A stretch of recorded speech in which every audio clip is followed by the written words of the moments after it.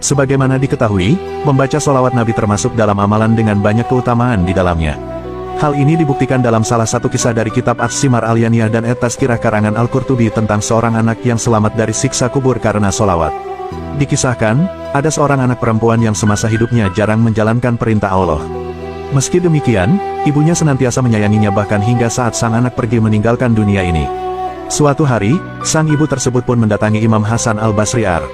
Ia mendatangi Imam Hasan dengan tujuan mengadukan keadaannya yang sangat merindukan putrinya. Ia berkata, "Putri saya meninggal dunia dan saya ingin menemuinya dalam mimpi," kata sang ibu yang diterjemahkan Kiai Haji Abu Cair Ibn Abdul Manan dalam terjemah kitab Al-Misikat Al-Hasanah. Mendengar hal itu, Imam Hasan pun memberi solusi. Ia menyarankan sang ibu untuk beribadah sembari membaca solawat atas Nabi Muhammad. Solatlah 4 rakaat ba'da Isya. Pada setiap rakaatnya, bacalah surat At-Takatsur 1 kali setelah membaca surat Al-Fatihah. Setelah selesai sholat, berbaringlah miring sambil membaca solawat atas Nabi hingga tertidur, kata Imam Hasan. Wanita tersebut pun melaksanakan petunjuk Hasan dengan baik. Hasilnya, ia akhirnya melihat putrinya dalam mimpi, namun sayangnya putrinya tersebut berada dalam kondisi tidak baik. Ia tengah menjalankan siksa kubur dengan tubuh dirantai dan dibelenggu.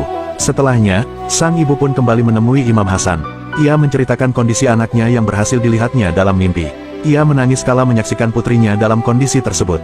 "Syekh, apa yang harus saya lakukan?" tanyanya. Mendengar hal itu, raut muka Imam Hasan menjadi muram karena sedih. Selanjutnya beliau menyarankan, bersedekahlah untuknya. Wanita itu melaksanakan sarannya. Hingga suatu malam, Imam Hasan merasa seolah-olah berada pada sebuah taman-taman surga yang dijanjikannya. Di taman itu terdapat singgasana yang diduduki oleh gadis cantik yang mengenakan mahkota dari cahaya. Gadis itu menyapanya Imam Hasan, "Apakah Anda mengenaliku?" Imam Hasan menjawab, "Tidak." Si gadis kembali berkata, "Aku adalah putri dari wanita itu." Mendengar hal itu, Imam Hasan terheran-heran dan sontak tidak percaya. Kemudian berkata, "Tapi ibumu menggambarkan padaku kondisimu tidak seperti ini, kau dulu tersiksa dan menderita." "Ya, memang aku dulu seperti itu," si gadis mengakui. Lalu berkata, "Apakah kau bisa memperoleh karunia ini?" Imam Hasan bertanya lagi. Si gadis akhirnya berkisah. Ia berkata bahwa dahulu, ada 70.000 jiwa yang melewati siksa kubur termasuk dirinya. "Dulu, kami yang menjalani siksaan itu ada 70.000 jiwa.